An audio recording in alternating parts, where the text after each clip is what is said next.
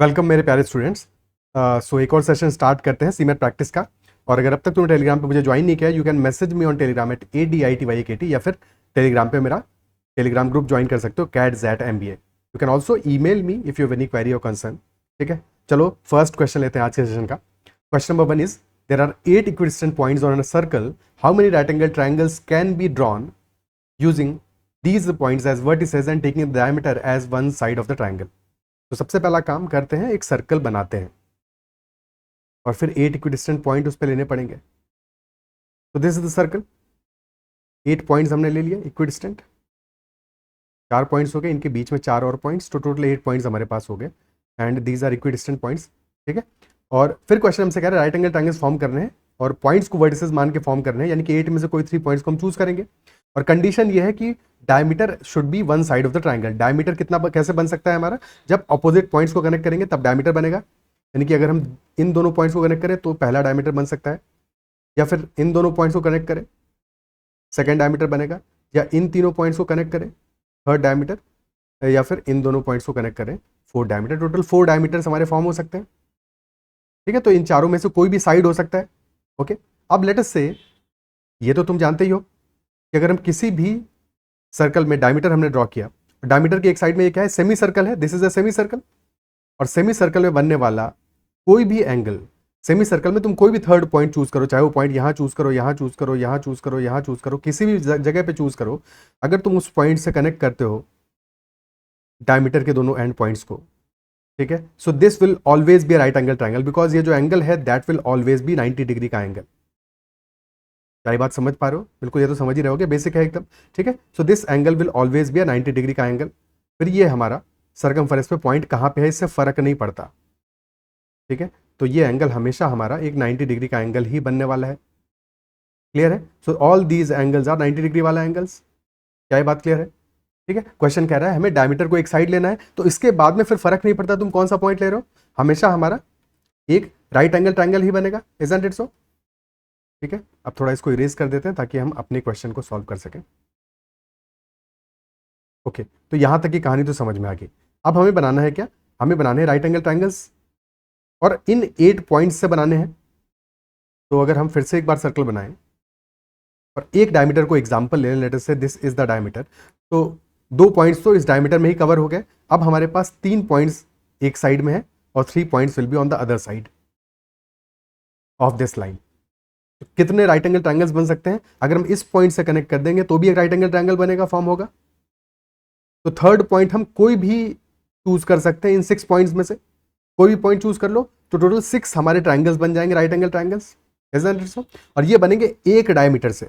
Similarly हमारे पास 4 diameters हैं, तो 6 into 4 we will have total 24 right angle triangles. क्या बात समझ पा रहे हो? Option A will be the answer in this case. ठीक है, और डायमीटर हमारा एक ही होगा, ऐसा नहीं हो सकता एक ट्रायंगल में 2 डायमीटर हमारे हो जाए, that is not possible. So that is why 24 ये यूनिक ट्रायंगल्स बनेंगे हमारे। ऐसा नहीं है कि कोई ट्रायंगल्स हमारे जहां पे कि साइड्स कॉमन हो जाए। तो क्या ये बात अप्रिशिएट कर पा रहे हो? ठीक है, अच्छा सवाल, एक प्यारा सा सिंपल सा सवाल। अगला क्वेश्चन करते हैं, question number 2। If fx is equal to x cube minus 2x plus p and f0 and f1 are of opposite signs, f0 और f1 का क्या है, साइन अपोजिट है। अपोजिट साइन का मतलब क्या हुआ कि अगर कोई एक पॉजिटिव होगा दूसरा निगेटिव होगा, या पहला नेगेटिव होगा दूसरा पॉजिटिव होगा, सो दैट इंप्लाइज कि अगर हम दोनों को मल्टीप्लाई करते हैं, क्योंकि हमें ये नहीं पता कौन सा पॉजिटिव है कौन सा निगेटिव है, लेकिन अगर हम दोनों को मल्टीप्लाई कर देते हैं f0 इंटू f1, तो दोनों को मल्टीप्लाई करने पे हमें निगेटिव ही रिजल्ट मिलेगा। ठीक है, यानी कि that multiplication f0 into f1 का जो प्रोडक्ट है that should be less than 0।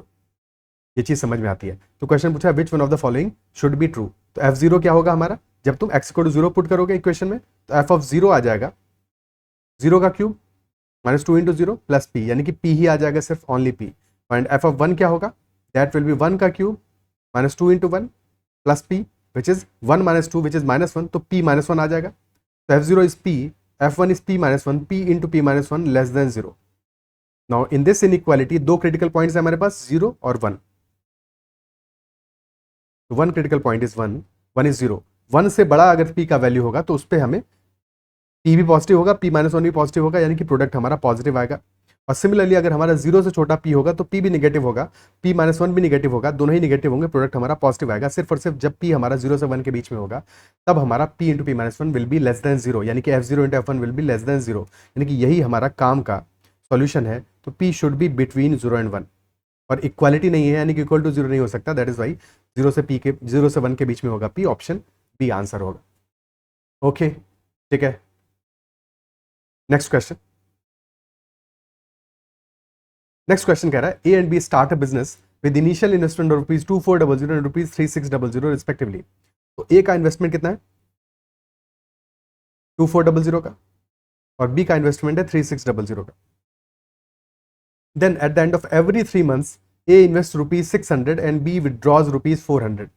तो ए 600 एडिशनल इन्वेस्ट करता है आफ्टर एवरी 3 months और बी विड्रॉ करता है ₹400 आफ्टर एवरी 3 months, यानी कि सेम टाइम पीरियड के बाद में। तो पहले 3 महीने के लिए फॉर फर्स्ट 3 months इन्वेस्टमेंट है 2400 3600। नेक्स्ट 3 month में क्या कहानी होगा, ए 600 और इन्वेस्ट करेगा, यानी कि 2400 प्लस 600, ए का इन्वेस्टमेंट हो जाएगा 3000 और बी का 400 कम हो जाएगा, that B 3200। For next 3 months A का इन्वेस्टमेंट हो जाएगा 3600 और बी का हो जाएगा 2800। Now for the last 3 months, because total 12 months के लिए बात कर रहा है, लास्ट 3 months के लिए क्या होगा, ए का इन्वेस्टमेंट 4200 और बी का आ जाएगा 2400।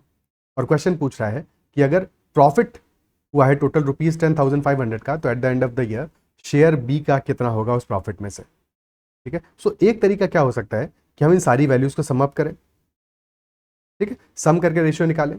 बट बेटर मेथड क्या होगा, जब भी कभी ऐसा क्वेश्चन गिवन हो और सेम टाइम पीरियड हो, इंपॉर्टेंट क्या है यहाँ पे टाइम पीरियड सेम है, ऐसा नहीं है कि पहला वाला इन्वेस्टमेंट 2 महीने के लिए, दूसरा 6 महीने के लिए, चौथा 8 महीने के लिए, क्योंकि अगर वैसा होता तब तो हमें टाइम पीरियड्स को ही साथ में मल्टीप्लाई करना पड़ता। ठीक है, ठीक है, यहाँ पे भी जैसे है कि हमारा 2400 का इन्वेस्टमेंट 3 months के लिए है, तो हम ये भी समझ सकते हैं कि ये 3 months का इन्वेस्टमेंट है, ये 3 months का है, ये 3 months का, रेशियो निकालते समय हमें ध्यान देना पड़ेगा। ठीक है, बट क्योंकि ये सारे के सारे इक्वल टाइम पीरियड के लिए, इसलिए ये मल्टीप्लिकेशन की हमें जरूरत नहीं है। अगर डिफरेंट टाइम पीरियड्स होते तो हमें मल्टीप्लाई करना पड़ता। ठीक है, और साथ में ये जो हमारे वैल्यूज हैं, अगर तुम ध्यान दो तो सारे के सारे एक पैटर्न में है, यानी कि हमारा एक अरिथमेटिक प्रोग्रेशन बना रहे हैं, ये एक डेफिनेट डिफरेंस पे है। एक एक केस में क्या है, एक डेफिनेट डिफरेंस पे है, 600 ऐड हो रहा है, 600 ऐड हो रहा है, बी में 400 हर बार विड्रॉ कर रहा है, वो सब्ट्रैक्ट हो रहा है। तो तुम एवरेज वैल्यू ले लो, हमारा काम हो जाएगा। दोनों केसेस में एवरेज ले लो। एवरेज कैसे ले सकते हो, starting value last value divide, दोनों को ऐड करो, डिवाइड बाई 2 कर दो, तो एवरेज क्या आएगा ए और बी के लिए, ए के लिए एवरेज आ जाएगा, चाहे तो बीच की 2 वैल्यूज है इनका एवरेज ले लो, 3300 आ जाएगा। या फिर पहली और आखिरी वैल्यू यानी 2400 और 4200 को ऐड करके डिवाइड बाई 2 करोगे, 3300 एवरेज आ जाएगा। सिमिलरली यहाँ पे एवरेज आ जाएगा 3000 का। तो जो रेशियो आ गया हमारा, वो इनके इन्वेस्टमेंट का रेशियो आ गया 3300:3000।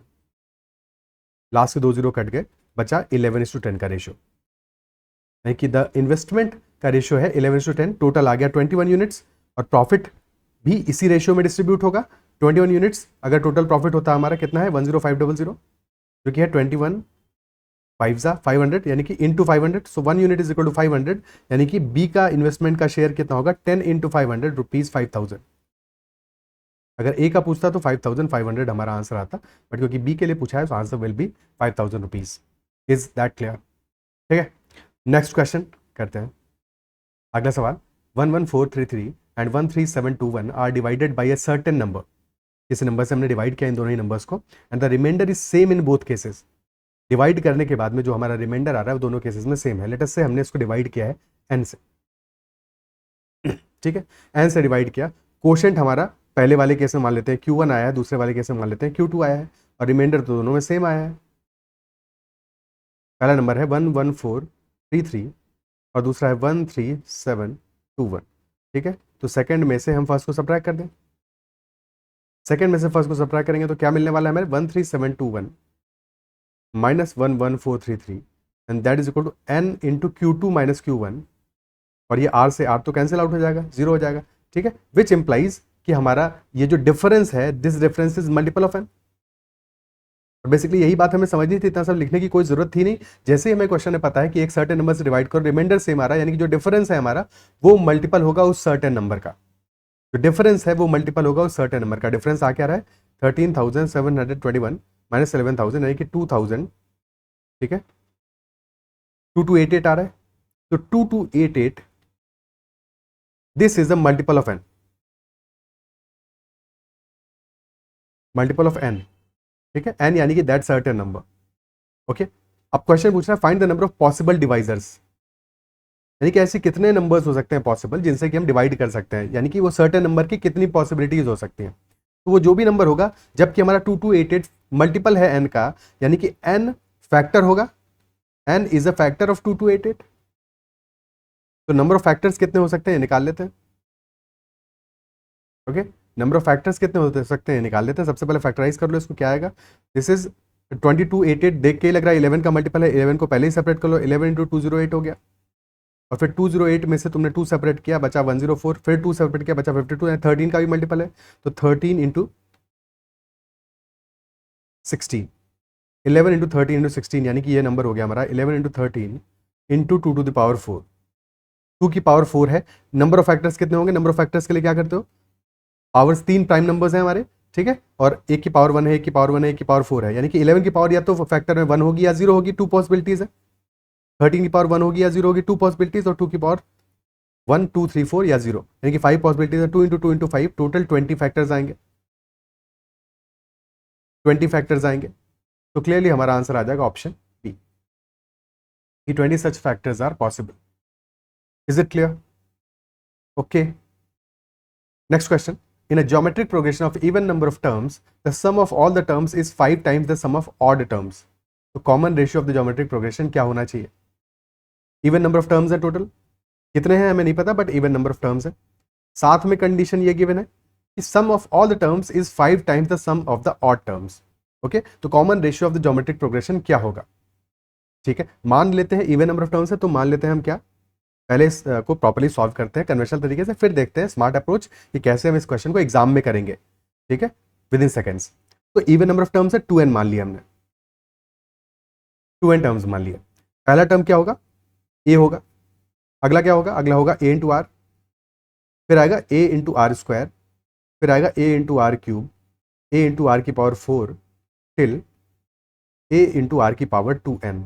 अब ये 2n टर्म्स हमारे पूरी ज्योमेट्रिक प्रोग्रेशन में है, ठीक है, लेकिन फिर बात कर रहा है हमारा सम ऑफ द ऑड टर्म्स की भी बात कर रहा है। तो ऑड टर्म्स कौन से हैं, A R square, A R की पावर 4, ठीक है, तो ये हमारे ऑड टर्म्स आ रहे हैं, ठीक है, sum of the odd terms आ रहा है। एक सेकंड एक सेकंड एक सेकंड एक सेकंड, लास्ट टर्म आएगा a into are to the power 2n minus 1, ठीक है, ये गलती कर दिया था, तो लास्ट टर्म होगा a into are to the power 2n minus 1। क्या ये बात क्लियर है? ठीक है, अब सम क्या आएगा हमारा, पूरी सीरीज का सम क्या आएगा, पूरी सीरीज में 2n टर्म से सम आएगा हमारा first term into are to the power N होता है। R to the power N क्या होता है, वहां पे एन नंबर ऑफ टर्म्स है, यहां पे नंबर ऑफ टर्म्स हमारे 2n है, तो are to the power 2n होगा minus 1, and that divided by common ratio जो कि है r माइनस 1। ये तो हो गया हमारा पूरी सीरीज का सम, ठीक है। लेकिन अगर सिर्फ और सिर्फ ऑड टर्म्स को कंसिडर करोगे तो नंबर ऑफ टर्म्स कितने होंगे, n नंबर ऑफ टर्म्स होंगे, और कॉमन रेशियो कितना होगा, a से ए आर स्क्वायर में जा रहे हो, आर स्क्वायर मल्टीप्लाई कर रहे हो, यानी कि हमारा कॉमन रेशियो कितना आ रहा है, आर स्क्वायर का। तो अब जब तुम सम निकालोगे सम ऑफ ऑड टर्म्स, तो फर्स्ट टर्म तो उसका भी ये है, नंबर ऑफ टर्म्स n है, लेकिन कॉमन रेशियो क्या है, r का स्क्वायर, तो r square to the whole power n minus 1 हो जाएगा, और डिवाइडेड बाई कॉमन रेशियो है r स्क्वायर, तो r स्क्वायर माइनस 1, यानी कि this will be a into are to the power r square की पावर n, यानी r to the power 2n minus 1 upon r square minus 1, जो कि हो जाएगा r plus 1 into r minus 1। और relation हमें दिया है sum of all the terms is 5 times sum of odd terms, यानी कि this is equal to 5 times sum of odd terms, ठीक है। सो लिख देते हैं इस चीज को, a into are to the power 2n minus 1 upon r minus 1, this is equal to 5 times of this value, इस वैल्यू का, नहीं 5 times of a into are to the power 2n minus 1 upon r plus 1 into r minus 1, ठीक है। So a cut गया, a से a cancel out हो गया, r to the power 2n minus 1 से r to the power 2n minus 1 cancel out हो गया, r minus 1 से r माइनस 1 कैंसिल आउट हो गया, 5 by r plus 1 is equal to 1, यानी कि r plus 1 is equal to 5 and hence r is equal to 4। तो common ratio हमारा आ गया इक्वल टू 4, ऑप्शन सी। क्या ये बात समझ में आती है? ठीक है, तो ये तो क्या हमारे सवालों करने का कन्वेंशनल तरीका, बट क्या एग्जाम में हम कभी भी ऐसे तरीके से करेंगे? बिल्कुल भी नहीं करेंगे। इतने लंबे तरीके से क्यों करेंगे इस क्वेश्चन को? ये क्वेश्चन बहुत ही आसानी से सॉल्व किया जा सकता है। सबसे पहली बात जो कभी भी किसी क्वेश्चन ऑब्जर्व करनी है, कभी भी ऐसा कोई क्वेश्चन दिया है, क्या सवाल का आंसर हमारा इस बात पर डिपेंड करता है कि हम नंबर ऑफ टर्म्स कितने ले रहे हैं। Think about it. क्या इस क्वेश्चन का आंसर इस बात पे डिपेंडेंट है कि नंबर ऑफ टर्म्स हम कितने लेने वाले हैं? अगर डिपेंडेंट नहीं है तो फिर हम नंबर ऑफ टर्म्स कितने भी ले सकते हैं, कितने भी मान सकते हैं। ठीक है, तो हम सिर्फ number of terms equal to 2 मानते हैं टोटल, क्यों हम मानेंगे इतना लंबा? ठीक है, सम हम मान लेते हैं कि नंबर ऑफ टर्म्स 2 है, टोटल 2 है। पहला टर्म तो ए होगा, ठीक है। अब साथ में अगला टर्म क्या होगा? ए इंटू आर होगा। और हमें पता है कि सम पूरे की पूरे टर्म्स का क्या सम आएगा? That will be a plus a r. और ये बराबर है 5 times sum of odd terms. Odd term में एक ही टर्म आएगा सिर्फ ए, यानी कि this is equal to 5 a. ठीक है, ए से ए कैंसिल आउट हो गया, बच गया हमारा 1 plus r is equal to 5, यानी कि आर इज इक्वल टू 4। खत्म सवाल। क्या समझ पा रहे हो कितनी आसानी से क्वेश्चन खत्म हो गया? ठीक है, तो जब भी कभी ऐसा कोई क्वेश्चन गिवन हो तो हमें बिल्कुल भी ये कहानी नहीं लिखनी है, हमें सिर्फ समझना है जब नंबर ऑफ टर्म्स से क्वेश्चन डिपेंडेंट ही नहीं है तो नंबर ऑफ टर्म्स हमने मान लिया 2, क्वेश्चन को कर दिया वहीं पे खत्म। Is that clear? ठीक है, आगे बढ़ते हैं, अगला सवाल देखते हैं। Avika bought a total of 43 chocolates. Total 43 chocolates Avika ने परचेज किए, चॉकलेट्स, क्रैकर्स एंड टॉफीज। ठीक है, मिला के है 43, चॉकलेट्स, क्रैकर, टॉफीज मिला के 43 है। कितनी चॉकलेट्स है नहीं पता, कितने क्रैकर्स है नहीं पता, कितनी टॉफीज है ये भी नहीं पता। प्राइसेस गिवन है, प्राइसेस है 10 रुपीज, 5 रुपीज और 2 रुपीज, यानी कि चॉकलेट 10 रुपीज की है, क्रैकर्स 5 रुपीज के हैं और टॉफी 2 रुपीज की है। And the number of chocolates purchased exceeded the number of crackers. Chocolates crackers से ज्यादा परचेज किए हैं, that is also given as a condition. So that is a important condition, question को सॉल्व करने में ये हेल्प करेगी। यानी कि मल्टीपल सॉल्यूशंस आ रहे होंगे बट इस कंडीशन से हम एलिमिनेट कर पाएंगे। फिर क्वेश्चन कह रहा है find the number of toffees she had purchased if the total amount she spent was ₹229। तो अगर टोटल अमाउंट हमारा 229 है तो उस केस में कितनी टॉफीज परचेज की होंगी अविका ने? That is the question. Okay, तो एक तो तरीका देखो ऐसे किसी भी क्वेश्चन में ये है कि हम ये मान सकते हैं कि चॉकलेट है पहले, चॉकलेट, क्रैकर और टॉफी। ओके, हम ये मान सकते हैं कि लेट अस से एक्स हमारी चॉकलेट्स हैं, वाई क्रैकर्स हैं, जेड टॉफीज है। ओके, और हमें क्या पता है साथ में कि टोटल कितना है नंबर? 43 है। टोटल 43 इक्वेशन बना सकते हैं x plus y plus z is equal to 43। ठीक है, साथ में हमें पता है कि चॉकलेट्स है 10 रुपीज की, यानी कि टोटल चॉकलेट्स पे खर्चा कितना होगा? 10x का। क्रैकर्स है 5 रुपीज के, क्रैकर्स पे खर्चा होगा 5y, और टॉफीज 2 रुपीज की, यानी कि 2z खर्चा होगा, टोटल खर्चा हुआ है 229 का। ठीक है, ये पहली इक्वेशन हो गई, सेकंड इक्वेशन हो गया। अब इसके बाद में इसको सॉल्व करने की कोशिश करेंगे, लेकिन इससे भी क्या है, मतलब ऐसा कुछ नहीं है कि, पर इस बात को अगर तुम समझ लोगे तो ज्यादा बेहतर समझ पाओगे। समझने का मतलब क्या हुआ कि 10 रुपीज की चॉकलेट है, 5 रुपीज के क्रैकर्स हैं और 2 रुपीज की टॉफी है, तो जो सबसे छोटा वैल्यू है वो क्या है? टॉफी का है। ठीक है, सबसे छोटा वैल्यू टॉफी का है। तो लेट अस अज्यूम कि सारे के सारी उसने 43 टॉफीज ही खरीदी है। अगर उसने सारे के सारे 43 टॉफीज ही खरीदी होती हैं तो क्या फर्क पड़ता है कितने की टॉफीज मिलती है? 43 टॉफीज होती है 86 रुपीज की, 86 रुपीज की, बट एक्चुअल में खर्चा हुआ है 229 का। कितना ज्यादा? 229 86 से माइनस 86 करोगे तो this is 129 plus 14, that is 143 rupees, यानी कि 143 रुपीज उसका ज्यादा खर्चा हुआ है। यानी कि उसने टॉफीज के अलावा चॉकलेट्स और क्रैकर्स भी खरीदे हैं। कितने खरीदे हैं नहीं पता, बट फर्क क्या आएगा? टॉफी सारी 2 रुपीज की थी, क्रैकर्स हमारे थे 2 रुपीज से कितना ज्यादा है? 3 ज्यादा है, 3 रुपीज एक्स्ट्रा उसको पे करने पड़ रहे हैं, और चॉकलेट के लिए 8 रुपीज एक्स्ट्रा पे करने पड़ रहे हैं। यही तो बात है ना? ठीक है, यानी कि ये जो 143 रुपीज उसके एक्स्ट्रा कंज्यूम हुए, ये क्यों कंज्यूम हुए हैं? ये एक्स चॉकलेट जो उसने परचेज किए जिसमें एक एक चॉकलेट पे 8 रुपए एक्स्ट्रा पे किया है, वाई क्रैकर जो कंज्यूम किया जिसमें एक एक क्रैकर पे उसने 3 रुपए एक्स्ट्रा कंज्यूम किया है, यानी कि जो एक्स्ट्रा कंजम्पशन है वो कितना है? 8x plus 3y and that is equal to 143। तो क्या ये बात समझ पा रहे हो? यहां से भी एक क्वेश्चन आ जाएगी, बट यहां से तुम टाइम वेस्ट करोगे, 3 अननोन मानोगे, बजाय कि अगर इस बात को समझ लोगे तो ज्यादा आसानी से इस बात को हैंडल कर पाओगे, और एक अननोन कम मानना पड़ेगा, जरूरत नहीं पड़ेगी। ठीक है, टॉफी तो लास्ट में आंसर अपना आ ही जाएगा। क्या ये बात समझ पा रहे हो कि हमारा स्ट्रेट अवे इस पूरी इन दोनों इक्वेशंस को बनाने की हमें जरूरत नहीं पड़ेगी, हमने उस चीज को अंडरस्टैंड कर लिया। स्ट्रेट अवे हमारी इक्वेशन आ गई 8x plus 3y is equal to 143। यहां से भी आ जाएगी। ठीक है, यहां से भी हम ये ले आएंगे। कैसे ले आएंगे? सेकंड में से 2 इंटू 1, वही बात करनी है। बिना समझे तुम इक्वेशन से सॉल्व करोगे तो भी लिखोगे तो आखिर में यही आना है। ठीक है, बट ये समझ लोगे तो ये ज्यादा कंफर्टेबल फील होगा। ठीक है, 8x प्लस 3y हमारा 143 आ गया। अब कोई एक सॉल्यूशन निकालने की कोशिश करते हैं। यहाँ से कोई एक सॉल्यूशन निकाल लेंगे तो फिर बाकी सॉल्यूशन निकालना आसान हो जाएगा। अब कैसे सॉल्यूशन आ सकता है? y इज इक्वल टू 0 मानोगे नहीं बनेगा, y इज इक्वल टू 1 पे 3 मानोगे 140 नहीं है 8 से divisible, y is equal to 2 पे नहीं है, y इज इक्वल टू 3 पे 9 सब्ट्रैक्ट करोगे आएगा 134, नहीं बनेगा। y इज इक्वल टू 5 पे 15 सब्ट्रैक्ट करोगे आ जाएगा 128। तो y इज इक्वल टू 5 पे सॉल्व हो रहा है, ठीक है। 128 आ रहा है, 128 क्या हुआ, 128 से कितनी बार जाएगा, 10 और 16 टाइम्स जाएगा, ठीक है। तो 16 x की वैल्यू 16 आ गई, y की 5 आ गई। और क्वेश्चन हमसे क्या कह रहा है, number of chocolates purchase exceeded the number of crackers, chocolates crackers से ज्यादा परचेज की थी, और यहाँ पे कंडीशन भी हमारे 16 इज ग्रेटर देन 5, तो कंडीशन सेटिस्फाई तो कर रहा है। बट और क्या सॉल्यूशन आ सकता है,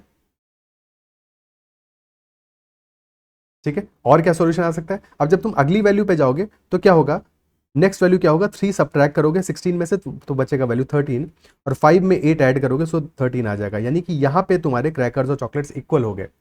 और इसके बाद जो अगली वैल्यू आएगी उसमें अगेन 3 सब्ट्रैक्ट होगा, यहाँ पे 10 आ जाएगा, यहाँ पे 8 ऐड होगा 21 आ जाएगा। सो यहाँ पे तो उल्टा मामला बन गया, यानी कि एक ही सॉल्यूशन हमारा सेटिस्फाई कर रहा है when chocolates are 16 and crackers are 5, ठीक है। यानी कि चॉकलेट्स टोटल 16 परचेज की होंगी और क्रैकर्स 5 परचेज की होंगे, और टोटल नंबर अगर हमारा 43 आ रहा है तो 16 चॉकलेट्स हैं, क्रैकर्स 5 है, 16 प्लस 5 हुआ 21, यानी कि टॉफी हमारे होंगे 22। तो क्वेश्चन में टॉफी के बारे में पूछा है तो answer will B option A, toffees will be 22। Is that clear, ठीक है। अदरवाइज क्वेश्चन सॉल्व के जो भी मल्टीपल सॉल्यूशन निकलते हैं वहां पे आंसर निकालते हैं, ठीक है। बट इस कंडीशन के हिसाब से आंसर हमारा है 22। क्लियर, ओके, ठीक है। चलो अगले क्वेश्चन पे पढ़ते हैं।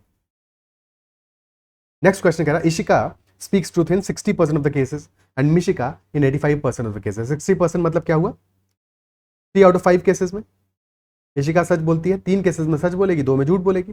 बट मिशिका 85% केसेस में सच बोलती है, ज्यादा सच बोलती है, यानी कि 17/20 है। लेकिन 20 में से 17 केसेस में तो सच है, बट 3 केसेस में बोलने वाली है झूठ। और फिर हमें स्टेटमेंट कह रहा है Ishika and Mishika agree in a statement. तो एक स्टेटमेंट ये दोनों एग्री कर रहे हैं। एग्री करने के क्या क्या तरीके हो सकते हैं, देखो हम और तुम जैसे नहीं दोस्त कई बार करते हैं कि सच बोल के भी एग्री कर सकते हो और झूठ बोल के भी एग्री कर सकते हो। एग्री करने का सिर्फ एक तरीका नहीं है कि दोनों सच बोलेंगे तभी एग्री करेंगे, झूठ बोलने में भी एग्रीमेंट हो सकता है, ठीक है। दोनों ने झूठ बोला, दोनों ने प्लान करके झूठ बोला और दोनों एग्री कर गए। तो एग्रीमेंट यहाँ पे 2 तरह से हो सकता है, या तो दोनों ने सच बोला है और या फिर दोनों ने झूठ बोला है। और क्वेश्चन फिर पूछा है प्रोबेबिलिटी इस बात की क्या है कि स्टेटमेंट भी ट्रू होगा।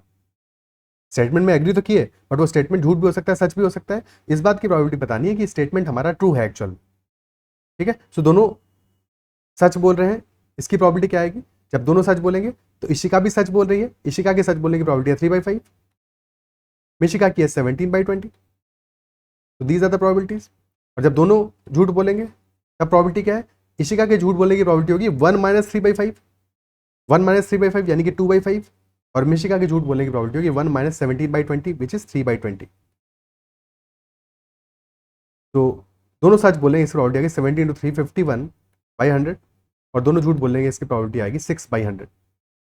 तो probability that the statement is true ये क्या होगी, that will B this value in the numerator, जो काम की प्रोबेबिलिटी है 51/100, and this divided by total cases यानी 51/100 plus 6/100, so that will be 51/57. So this will be our answer that 51/57 is the answer that the statement is true। यानी कि true होने के chances बहुत हाई हैं, लो होने के चांसेस बहुत कम है, क्योंकि दोनों सच बोल रहे हैं मोस्ट ऑफ द केसेस में। ओके, ठीक है। Next question, a bag contains 4 red 6 blue and 8 pink balls. 4 balls हैं रेड, 6 हैं ब्लू, 8 हैं pink. 1 ball is drawn at random and replaced with 3 pink balls. एक बॉल को रैंडमली ड्रॉ किया, वो कौन सी बॉल है हमें नहीं पता, बट उसको ड्रॉ करने के बाद में 3 पिंक बॉल्स हमने डाल दी वापस से बैग में, ठीक है। अगर वो बॉल जो हमने ड्रॉ की वो रेड थी तब भी पिंक बॉल्स डालनी है, ब्लू थी तब भी पिंक बॉल्स डालनी है, और अगर वो बॉल पिंक थी तब भी हम पिंक बॉल्स ही डालने वाले हैं। तो क्वेश्चन कह रहा है what is the probability that the first ball drawn was either red or blue in colour and second ball drawn was pink in colour. यानी कि पहली बॉल हमारी रेड या फिर ब्लू हो और सेकंड बॉल हमारी पिंक हो। रेड है 4, blue are 6 and pink are 8। तो जब फर्स्ट बॉल ड्रॉ कर रहे हैं हमारी, वो चाहिए हमको क्या, रेड चाहिए या फिर ब्लू चाहिए, यानी कि पिंक नहीं चाहिए बेसिकली, ठीक है। फर्स्ट बॉल रेड हो ब्लू हो चलेगा, पिंक नहीं होना चाहिए, और सेकंड बॉल होना चाहिए हमारा पिंक, और कुछ नहीं होना चाहिए। तो फर्स्ट बॉल अगर रेड या फिर ब्लू होनी, टोटल नंबर ऑफ बॉल्स कितनी है, 4 + 6 दैट इज 10 + 8 18 बॉल्स है, और जिसमें से कि रेड और ब्लू मिला के हो गई 10। देखिए 10 में से कोई भी एक बॉल अगर हमने पिक कर ली तो हमारा काम हो गया, यानी कि प्रॉपर्टी आ जाएगी 10/18, बेसिकली 10 C1/18 C1, ठीक है। लेकिन 10/18 एक ही बात है, ठीक है। और फिर जब सेकंड बॉल तुम पिक करने जा रहे हो तो क्या होगा, अब अगर पहली बॉल हमारी रेड या फिर ब्लू पिक हुई है तो ये समझो 18 बॉल्स थी टोटल, बट एक बॉल तुमने पिक कर ली तो एक बॉल कम हो गई ना, 17 बॉल्स बची। और क्योंकि ये जो एक बॉल पिक हुई है ये रेड है या फिर ब्लू है, पिंक नहीं है, ये पिंक नहीं है, यानी कि टोटल नंबर ऑफ बॉल्स हमारी क्या हो जाएंगी, अब 3 बॉल्स तुम ऐड कर रहे हो 20 हो जाएंगी, बट पिंक बॉल्स हमारी कितनी होंगी, पिंक बॉल्स हमारी 8+3 होंगी, ये ध्यान देना है।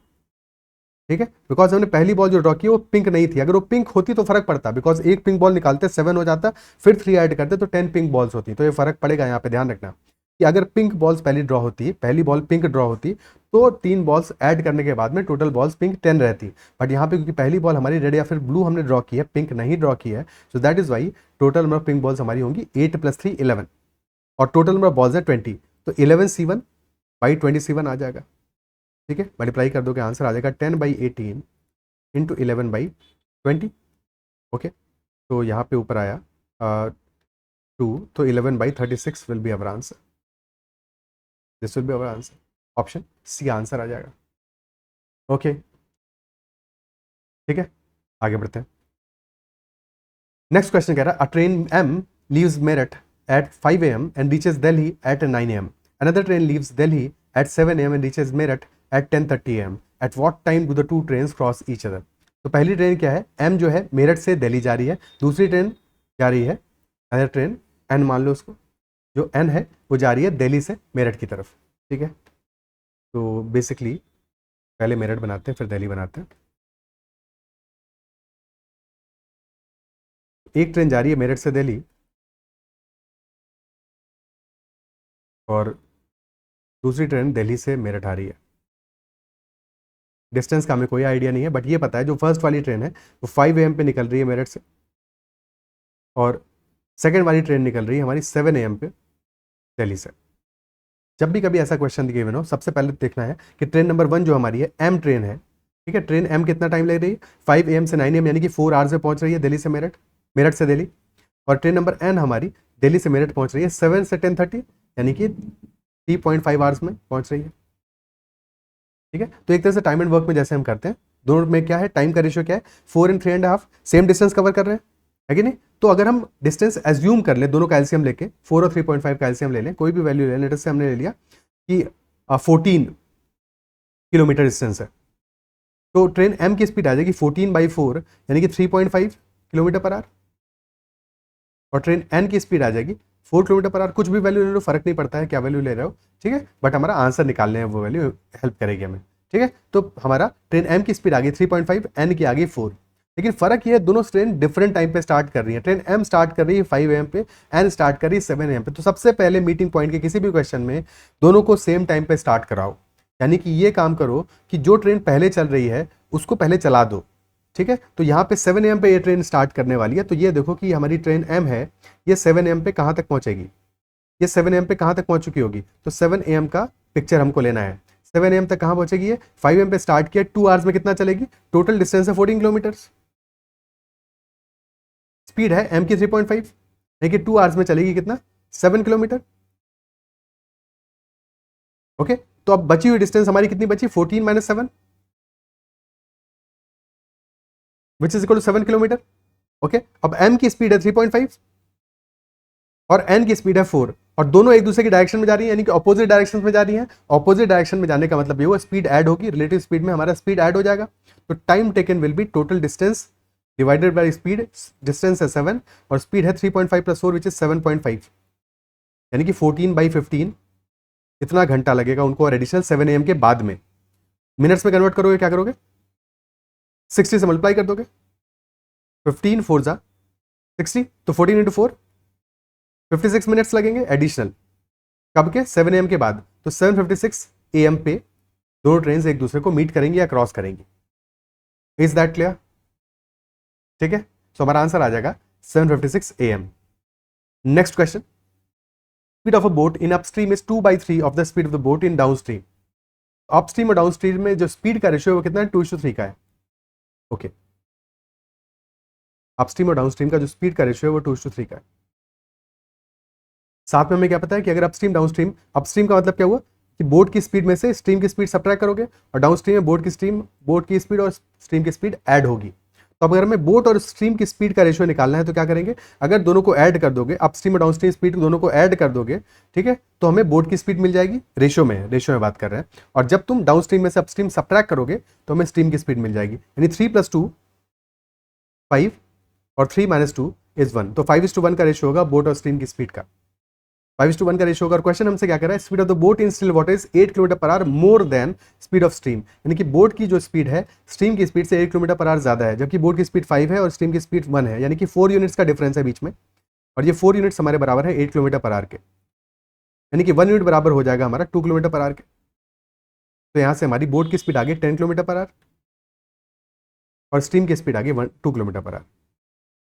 फिर क्वेश्चन कह रहा है find the time taken by the boat to cover 45 km in downstream and 30 km in upstream. तो डाउन स्ट्रीम स्पीड क्या आने वाली है हमारी, डाउन स्ट्रीम आ जाएगी 10 + 2, ठीक है, डाउन स्ट्रीम आ जाएगी 10 + 2 और अपस्ट्रीम स्पीड आ जाएगी 10 - 2, यानी कि this is 12 and this is 8। Time taken total time taken क्या आ जाएगा, डाउन स्ट्रीम में जाना है 45, स्पीड है 12, 45/12, अपस्ट्रीम में जाना है 30, स्पीड है 8, 30/8, 30/8। 3 से काटोगे ऊपर बचा 15, नीचे बचा 4, यहाँ भी 2 से काटोगे ऊपर बचेगा 15, नीचे बचेगा 4, यानी 15/4 plus 15/4, so basically this is 30/4 which is 7.5 hours. So our answer in this case will be 7.5 hours. Option B. Clear है? Next question. The LCM of two natural numbers is a³ - b³। बहुत ही प्यारा सवाल है, simple सवाल है but फंसा सकता है लैंग्वेज से, या क्योंकि अननोन है, ठीक है, कंफ्यूज हो जाओगे तो नहीं समझोगे। LCM of two natural numbers is a³ - b³ और उनका जो हाईएस्ट कॉमन फैक्टर है HCF है, दैट इज 1। देखिए दोनों नेचुरल नंबर्स जो हैं उनका कोई भी कॉमन फैक्टर नहीं है उनके बीच में, ठीक है। सो HCF 1 है, 1 नंबर इज a - b, तो एक नंबर भी हमें दे दिया। दोनों नंबर्स का अगर हमारा HCF 1 आ रहा है, एज वी नो कि अगर HCF हमारा H होता है तो नंबर्स को हम मान लेते हैं HA और HB, जहाँ पे कि A और B को प्राइम होते हैं आपस में, यानी उनका कोई भी कॉमन फैक्टर नहीं होगा। बट यहाँ पे क्योंकि HCF ही 1 है तो बेसिकली नंबर्स हमारे आ जाएंगे A और B, और A और B का कोई कॉमन फैक्टर नहीं होगा, ठीक है। A और B, एक सेकंड, A और B ऑलरेडी यहाँ पे आ रहे हैं तो हम PQ मान सकते हैं, ठीक है, अदरवाइज कंफ्यूजन है, ठीक है। HP और HQ हो गया तो P और Q हमारे नंबर्स हो जाएंगे, ठीक है। अब एक नंबर हमें दिया है A - B और दोनों का मल्टीप्लीकेशन क्या दिया है, P × Q, क्योंकि एलसीएम क्या होगा हमारा, LCM is multiplication of both these numbers, ठीक है। बेसिकली एलसीएम हमारा आता है, एलसीएम आता है HPQ, H × PQ, यानी कि uncommon factors multiplied by highest common factor यानी HCF, ठीक है। सो बट यहाँ पे H = 1 है तो एलसीएम हमारा आ जाएगा P × Q, यानी दोनों नंबर्स का मल्टीप्लीकेशन ही हमारा एलसीएम होगा, और एलसीएम हमारा गिवन है a³ - b³ और a³ - b³ होता है a - b × a² + b² + ab। अब अगर ये हमारा पहला नंबर है, this is first number, number 1 है, तो ये दूसरा नंबर होगा n2 हो, और other number is given as 37, तो a² + b² + ab is equal to 37, ठीक है। क्या बात क्लियर है? और क्योंकि दोनों ही नेचुरल नंबर्स हैं हमारे, यानी कि a - b एक नेचुरल नंबर है, a - b भी तो हमारा एक नेचुरल नंबर है, तो a और b मोस्ट प्रॉब्ली इंटीजर होंगे, ठीक है। वैल्यूज पुट करके देखो क्या सेटिस्फाई कर रहा है। अगर हम a की वैल्यू 3 रखें, b की वैल्यू 4 रखें, सेटिस्फाई कर रहा है क्या, a = 3, b = 4, 3 का स्क्वायर आ जाएगा 9, 4 का स्क्वायर आ जाएगा 16, 3 × 4 आ जाएगा 12, तो 9 + 16 + 12 दैट इज इक्वल टू 37। यह सेटिस्फाई कर रहा है, यानी कि एक वैल्यू 3 है, एक वैल्यू 4 होगी। साथ में हमें यह भी गिवन है कि a and b are consecutive integers, but अगर नहीं भी मानोगे कॉन्जिक्यूटिव पॉजिटिव इंटीजर्स तो फिर कुछ और सॉल्यूशन लेते हैं, बट यहाँ पे सीधे सीधे हमें इंटीजर वैल्यू सेटिस्फाई कर रही है, ठीक है। a > b भी गिवन है, तो a = 4 आएगा, एक्चुअल में यहाँ पे 9 और 16 ले लिया, बट a = 4 और b = 3 आ जाएगा, because a is greater than b। Question पूछ रहा है a + b की वैल्यू क्या होगी, तो a + b हमारा आ जाएगा 7, ऑप्शन बी। क्या क्लियर है?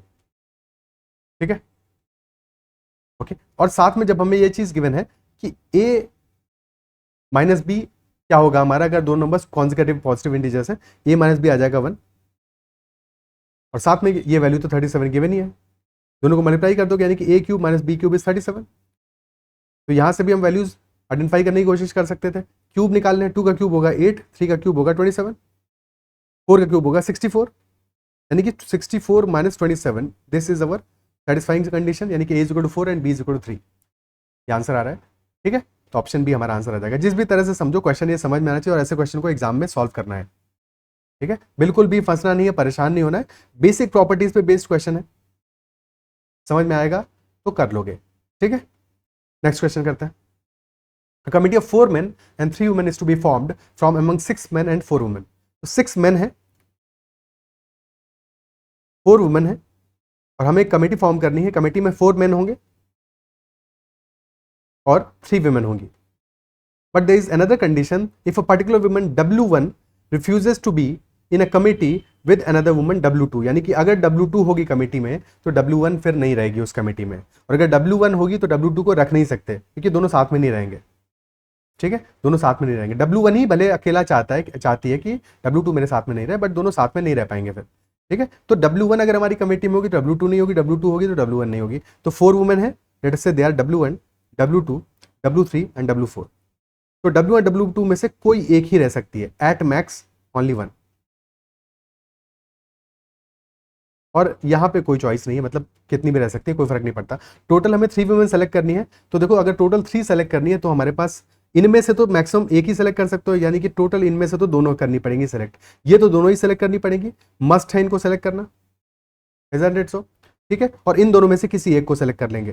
तो क्या केस बनेगा हमारा, वुमेन को कैसे सेलेक्ट कर पाओगे, 3 वुमेन सेलेक्ट करनी है, इन दोनों को सेलेक्ट करना पड़ेगा, W3 W4 यानी कि 2C2 तरीके से सेलेक्ट करोगे इन दोनों को, और इनमें से 2C1, ये तो वुमेन का सिलेक्शन हो गया। और मेन के केस में कोई कंडीशन नहीं है, तो 6C4 into 2C2 into 2C1, that will be our answer. कितने तरीकों से हमारी कमिटीज फॉर्म होंगी। 6C4 is nothing but 6C2 which is equal to 15, ठीक है। NCR is equal to NCN minus R, तो 6C4 is equal to 6C2 that is 15, 2C2 is 1, 2C1 is 2, 15 into 2 यानी कि 30 विल बी अवर आंसर।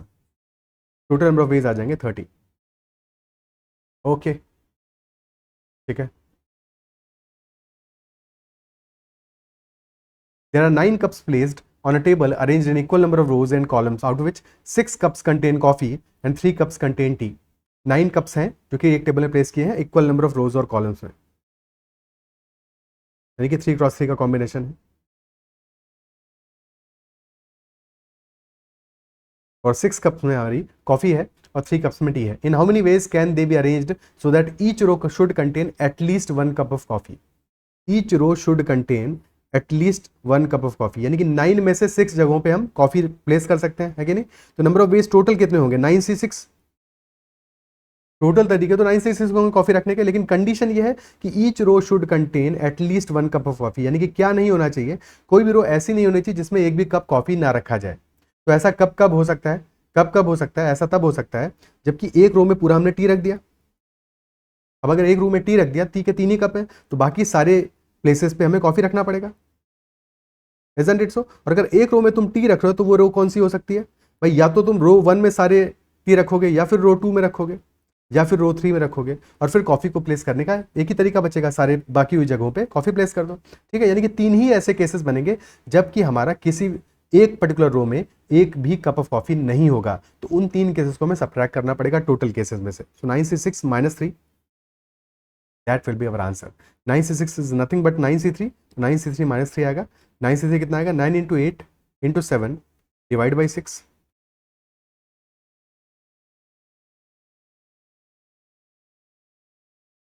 तो 12 7 84 minus 3 यानी कि answer आ जाएगा 81।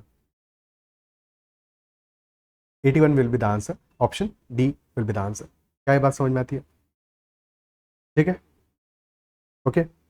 नेक्स्ट क्वेश्चन करते हैं। A contractor undertook to finish a work in 92 days and employed 110 men. तो उसका प्लान ये था कि 92 डेज में हम वर्क फिनिश कर देंगे, इसके लिए उसने एम्प्लॉय किया, प्लान करके 110 आदमियों को एम्प्लॉय किया। आफ्टर 48 डेज उसको पता लगा, he found out that they had already done 3/5 of the work, so the number of main he can withdraw so that his work may still be finished in time. यानी कि काम ज्यादा fast हो रहा है, 48 डेज में ही 3/5 काम complete हो गया, 3/5 work is completed.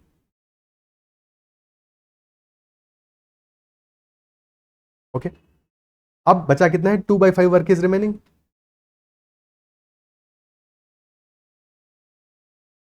Number of days कितने बचे हैं, टोटल 92 डेज थे, तो 48 डेज तो हो गए, 44 days are remaining.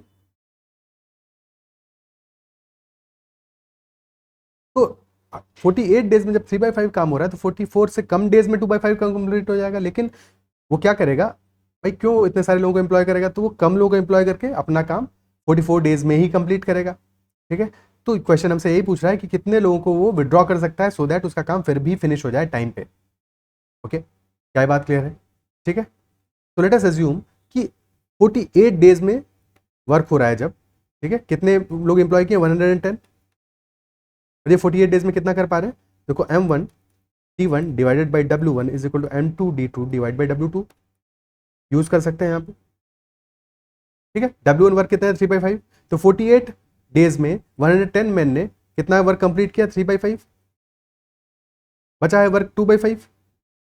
Number of man let us से M2 चाहिए होंगे और डेज कितने हैं 44 डेज बचे हैं, उतने में कंप्लीट करना है। ठीक है, ये यहाँ से हम M2 की वैल्यू निकाल लेते हैं, जो वैल्यू आएगी 110 में से सब्ट्रैक्ट करके हम निकाल लेंगे कितने वर्कर्स को विड्रॉ करना है। ठीक है, कितने मैन को विड्रॉ करना है, सॉल्व करो। 222 से 2 टाइम्स जाएगा, ये 5 टाइम्स जाएगा, फिर 2 से दिस विल बी 24 टाइम्स जाएगा। ठीक है, 5 से 5 कैंसिल आउट हो गया, इस 3 से ऊपर बचेगा 8।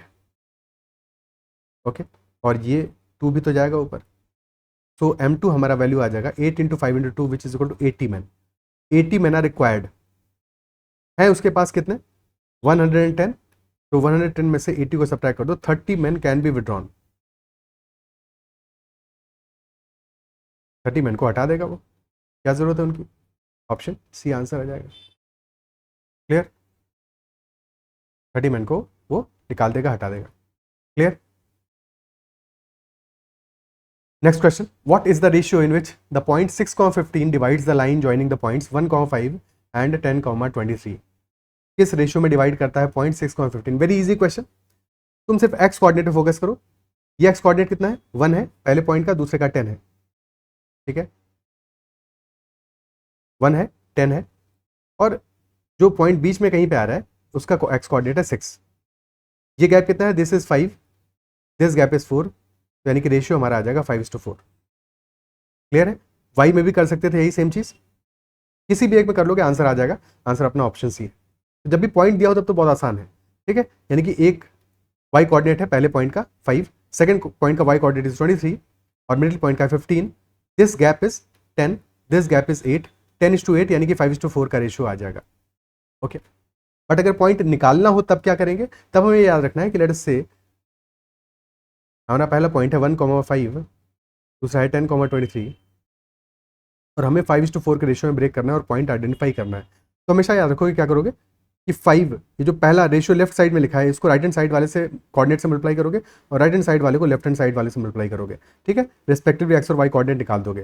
तो 1 second 5 × 10 and this divided by total 5 + 4। ठीक है, 5 × 10 कर दिया और प्लस 4 × 1 करोगे, plus 4 × 1 and this divide by 5 + 4, ये तो एक्स कोऑर्डिनेट आ गया। और सिमिलरली वाई कोऑर्डिनेट के लिए 5 × 23 plus 4 × 5 and this divide by 5 + 4, तो क्या वैल्यू आ गया 54/9, 115 + 20 135/9, तो दिस इज नथिंग बट 6/6,15। ठीक है, सो जब हमें पॉइंट निकालना है तो थोड़ा सा सोचना पड़ेगा, अदरवाइज अगर पॉइंट दिया है तब तो फिर इस क्वेश्चन में 5 सेकंड भी नहीं लगने वाले, बहुत ही ईजी क्वेश्चन हो जाता है। Clear, next question. तो these are all the questions, I believe session में जो भी क्वेश्चन मैंने डिस्कस किए वो समझ में आएंगे सारे क्वेश्चंस। ठीक है, किसी भी क्वेश्चन में फिर भी कहीं डाउट रहता है तो कमेंट जरूर मेंशन करना। सेशन पसंद है उसको लाइक करना है, साथ में फीडबैक भी देना अपना। किसी पर्टिकुलर क्वेश्चन में तुम्हें डाउट रहता है, कोई क्वेरी है, क्वेश्चन है, तो डेफिनेटली मुझे टेलीग्राम पे तुम मैसेज कर सकते हो ADITYKT पे, और टेलीग्राम चैनल भी ज्वाइन कर सकते हो CAT @MBA। Okay, that is all for this session, bye, take care.